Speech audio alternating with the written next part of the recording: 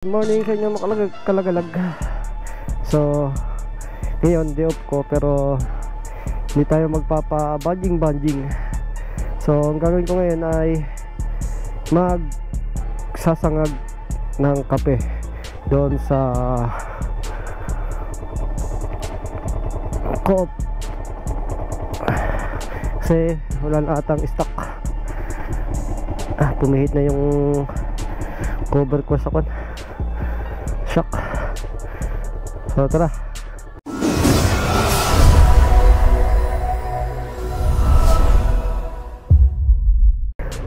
Tuturo ko sa inyo yung daan puntang Agpam ko.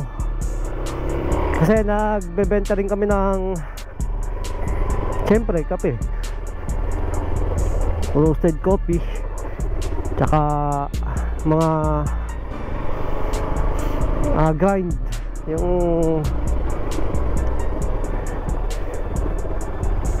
grind coffee na nakapak, naka-seal and pack.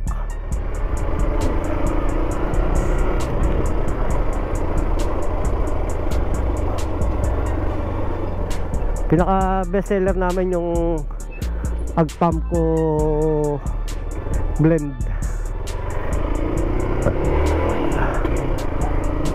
Dahil dalawang variety siya ng kape. Itong Excelsa at Robusta. Ko namin yun, pinagsama. Kaya nga blend di ba?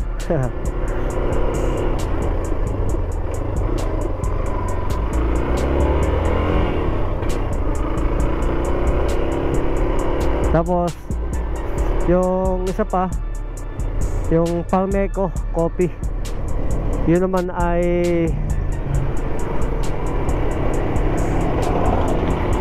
isang variety lang. Siya ay Excelsa coffee lang, yung Palmeco coffee. At marami pang iba. Doon sa Agpam ko, kaya nasisira ang daan eh. Ang lalaki na ngayon pinapasok na daan dito. Lalaki ng truck na napasok.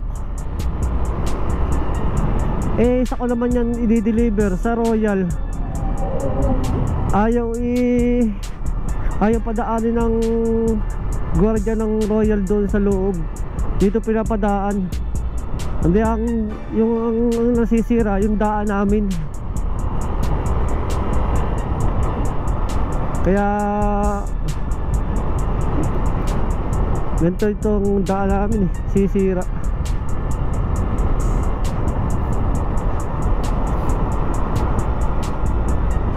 So yun, doon sa Agpam ko, ang aking rule ay ako ay member ako ng kooperatiba. Tapos on call kasi pag day off na lang ako nakakapasok o operate doon sa Agpam ko. So on call roaster and tsaka on call operator. Yun na yung akin ngayon. Kasi yun nga, sulpot na lang ako. Kung kailang may roast, doon lang ako nakapasok. Tsaka pag day off ako doon sa Starbucks. At syempre hindi mo mawala yung ating tinapay sa paborito natin bilihan ng tinapay. Dahil hindi pa ako nag-almusal, so doon ako magtitinapay at doon na rin ako iinom ng kape, para barakong kape yung iinumin ko. Puro. Yun lang, walang pandiko ako. Ay, meron. Pabili po. 50 pesos nga po na pandikoko, tsaka po 50 pesos nito. Alin? Ang pandikoko po ay 320. Ayan, 5. Magkano pandikoko? 50 po, 50. Tig 50.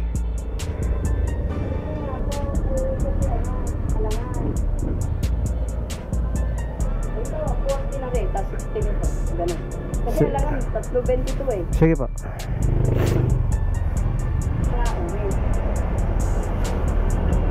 Kaya nung sinabi ko, kung saan ko po sabi niya ko,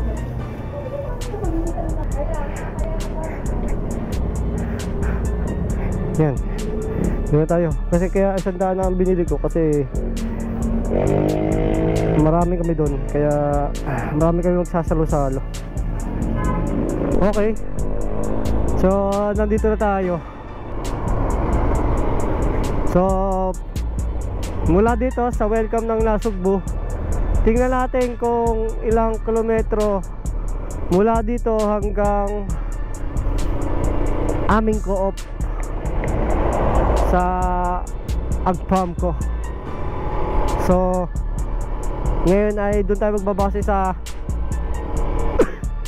last 2 digit na 16. Okay, let's go.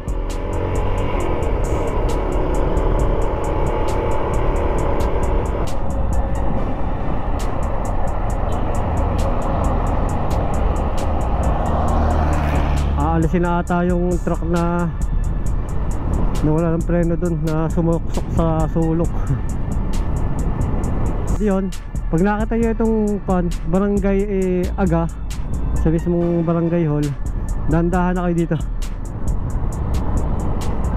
dahil malapit na. Kasi pag nakita nyo yung school ng Aga Elementary School, dito na tayo sa mismong katabi ng 407 na yun.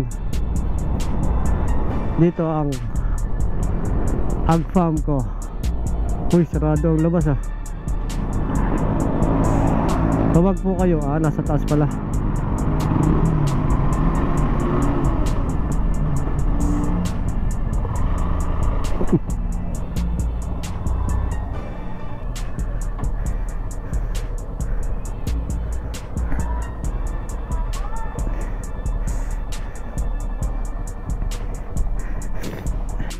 Okay, so nandito na ako sa roasting area namin at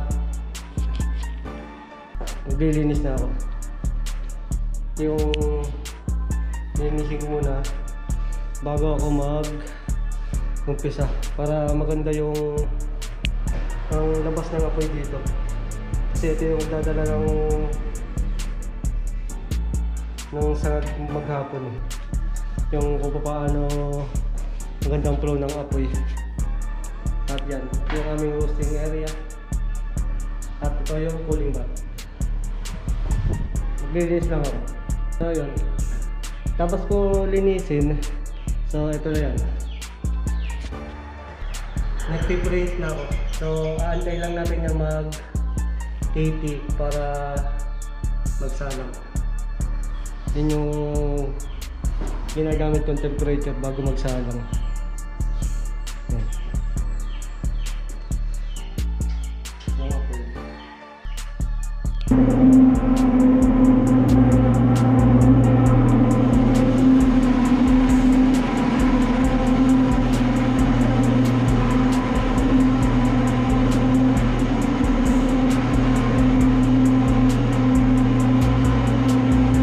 Hindi ko na na-videohan yung paghuhulog tsaka yung nung na-hit ko yung 80 kasi may ginawa ko napansin ko lampas na si 80 kaya ginawa ko na, hinulog ko na, hindi ko na na-videohan.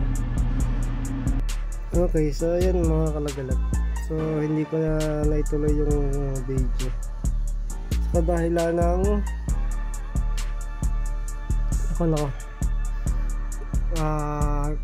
hapon ako natapos, tapos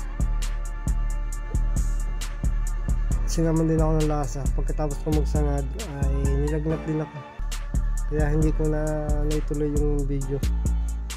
Yan. So So bali naka-anim na salang na coffee roasted beans ako sa maghapon, kaya medyo tinamaan din ako ng lagnat. Ayan. Yan. Maraming salamat sa mga subscribers, followers. Yan. Peace out.